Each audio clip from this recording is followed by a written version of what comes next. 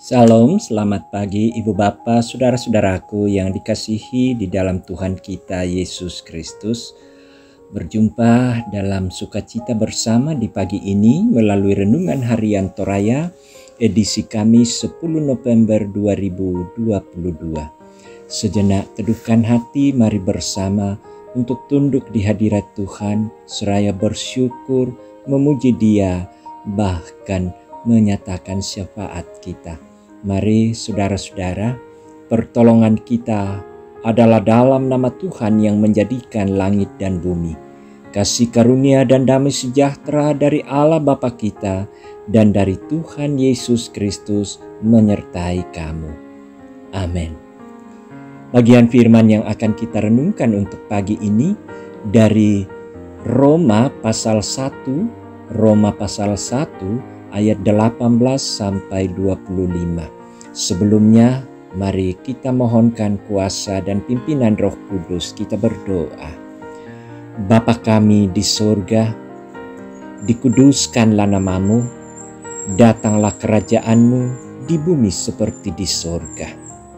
Kami bersujud di hadirat-Mu Tuhan di pagi ini. Kami bersyukur dan datang menyembah-Mu di dalam kekudusan dan kemuliaan-Mu. Kiranya ibadah kami ini boleh berkenan di hadirat-Mu Tuhan. Saat kami mau menjalankan aktivitas kami membutuhkan kekuatan daripada-Mu Tuhan. Kami membutuhkan tuntunan dan firman-Mu itulah menjadi kekuatan bagi kami, tuntunan dan terang bagi langkah kami. Saatnya kami akan mendengar, membaca dan merenungkannya. Dan kesempatan ini pula kami terus membuka diri untuk dikuasai dan dipimpin oleh Roh Kudus. Terangi hati kami dan biarlah kami dimampukan untuk bisa memahami firman-Mu, ditopang di dalam melakukannya. Ampuni dosa kami Tuhan, untuk layak mendengar membaca firman-Mu. Bersabdalah, dalam nama Yesus Kristus Juru Selamat kami sudah datang berdoa. Amin. Roma 1 ayat 18 sampai 25. Firman Tuhan, hukuman Allah atas kefasikan dan kelaliman manusia. Sebab murka Allah nyata dari sorga atas segala kefasikan dan kelaliman manusia yang menindas kebenaran dengan kelaliman. Karena apa yang dapat mereka ketahui tentang Allah nyata bagi mereka, sebab Allah telah menyatakannya kepada mereka. Sebab apa yang tidak nampak daripadanya, yaitu kekuatannya yang kekal dan keilahiannya, dapat nampak kepada pikiran dari karyanya sejak dunia diciptakan, sehingga mereka tidak dapat berdalih.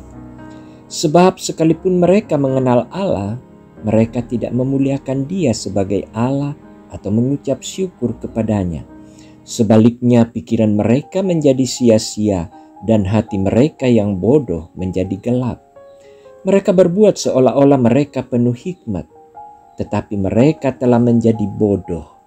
Mereka menggantikan kemuliaan Allah yang tidak fana dengan gambaran yang mirip dengan manusia yang fana. Burung-burung, binatang-binatang yang berkaki empat atau binatang-binatang yang menjalar. Karena itu Allah menyerahkan mereka kepada keinginan hati mereka akan kecemaran, sehingga mereka saling mencemarkan tubuh mereka. Sebab mereka menggantikan kebenaran Allah dengan dusta dan memuja dan menyembah makhluk dengan melupakan penciptanya yang harus dipuji selama-lamanya. Demikian firman Tuhan, berbahagialah yang mendengarnya dan melakukannya dalam kehidupan. Amin. Ikutlah jalan kebenaran Tuhan. Ikutlah jalan kebenaran Tuhan. Itu tema yang akan kita renungkan sehubungan dengan perikop yang sudah kita baca dan dengarkan bersama pada pagi ini. Nah, saudara-saudara yang dikasihi Tuhan, manusia terdorong mendekatkan diri kepada yang ilahi karena adanya kesadaran dalam hati nurani bahwa ada kuasa yang lebih besar di luar dirinya.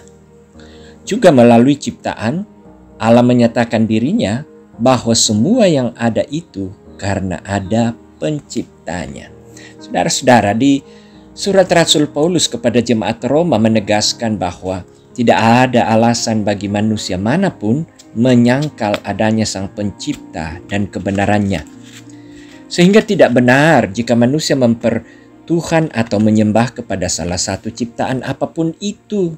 Sebab manusia sangatlah menyadari bahwa semua yang ada di alam semesta ini adalah ciptaan Tuhan.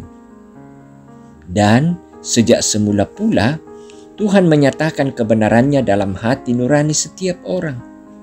Jika ada orang yang menyembah berhala, sesungguhnya bukan karena tidak mengetahui kebenaran akan Tuhan, melainkan karena memang tidak mau memuliakan Tuhan, sebab pikiran dan hati mereka bodoh dan gelap.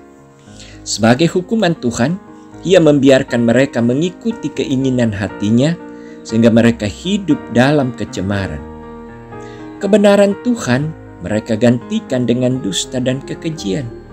Semakin berdoa orang, semakin mematikan kesadaran akan kebenaran Allah dalam hatinya. Akibatnya ia makin jahat.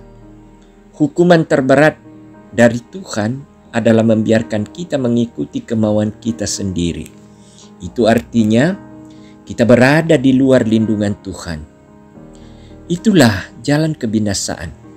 Sebab itu saudara-saudara, sebagai pengikut Kristus perlu kesadaran setiap waktu mengevaluasi setiap sikap dan tindakan kita. Apakah yang kita lakukan adalah kehendak Tuhan atau keinginan hati kita sendiri?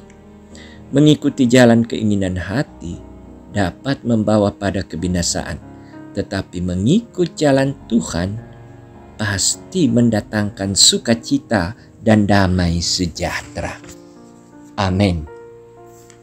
Mari saudara-saudara kita berdoa. Bersyukur Tuhan untuk sejenak waktu kami bisa boleh datang di hadirat-Mu, diperkenankan untuk bisa menyatakan syukur kami, penyembahan kami, bahkan doa kami. Juga bersyukur Tuhan, kami masih dilayakkan untuk mendengarkan firman-Mu. Kami diberi kekuatan, kesehatan, dan kami menikmatinya. Bersama itu Tuhan, kami akan menjalankan aktivitas. Biarlah firman-Mu ini menjadi suluh, akan menerangi langkah setiap kami secara khusus hari ini, bagaimana hidup kami boleh berkenan di hadapan hadirat-Mu. Bapa kami di surga, saatnya lah kami akan beranjak untuk memulai aktivitas kami hari ini. Kami mohonkan kekuatan dari Tuhan, kami mohonkan perlindungan dari Tuhan. Kami mohonkan kiranya apa yang bisa kami kerjakan, lakukan hari ini boleh berkenan di hadirat-Mu, sehingga kami bersama-sama menerima berkat-berkat Tuhan, kecukupan hidup dan berkat-berkat lain dalam keluarga kami. Berdoa Tuhan supaya Tuhan selalu mengiringi kami. Biarlah jeripaya kami itu tidak akan menjadi sia-sia, tetapi menjadi sebuah berkat, saluran berkat yang Tuhan nyatakan untuk kami, sehingga kami memperoleh buah-buah dari jeripaya itu untuk kebutuhan kehidupan keluarga kami dan untuk bersyukur kepada Tuhan. Bapa kami yang di surga, kami berdoa buat segenap anggota keluarga kami, anak-anak kami. Kiranya Tuhan berkati. Engkaulah yang telah menganugerahkan di dalam masing-masing keluarga. Tuhan berkati mulai dari anak cucu yang bertumbuh sementara sekolah dan juga bahkan sementara mempersiapkan diri untuk masuk ke tengah-tengah masyarakat melalui suatu tugas khusus pekerjaan yang Tuhan persembahkan. Berdoa buat kekasih-kekasih kami yang bergumul. Ada yang bergumul di sekitar gangguan kesehatan Tuhan. Oh Tuhan, Engkau kuatkan mereka, yakinkan mereka Engkau ada untuk mereka. Juga mereka-mereka yang berduka, Tuhan hiburkan sehingga mereka kuat dan memperoleh penghiburan daripada Tuhan. Berdoa untuk saudara-saudara kekasih kami yang mungkin mengadakan kunjungan-kunjungan keluarga, keluar daerah. Tuhan berkati mereka. Bapa di dalam sorga, terima kasih untuk hari ini yang Engkau sediakan bagi kami. Kami sudah sedia dan siap untuk menjalani dengan segala kekuatan dan keyakinan. Tuhan menyertai kami. Olehnya itu kami tak gentar, kami tak takut, kami tak gelisah, karena kami punya Tuhan yang selalu membimbing kami, menolong dan menaungi kami. Inilah doa kami Tuhan yang kami bawa kepadamu di dalam nama Tuhan kami Yesus Kristus. Itulah Tuhan dan Juru Selamat kami. Amin. Saudara-saudara yang dikasihi Tuhan, mari kita menjalani aktivitas kita hari ini. Sungguh Tuhan yang akan menyertai kita, melindungi, memberi kekuatan dan memperlengkapi kita dengan kecukupan. Saudara, mari terimalah berkat-Nya. Tuhan memberkati engkau dan melindungi engkau. Tuhan menyinari engkau dengan wajah-Nya dan memberi engkau kasih karunia. Tuhan menghadapkan wajah-Nya kepadamu dan memberi engkau damai sejahtera kini dan selamanya. Amin. Demikian ibadah kita. Selamat beraktivitas. Tuhan memberkati.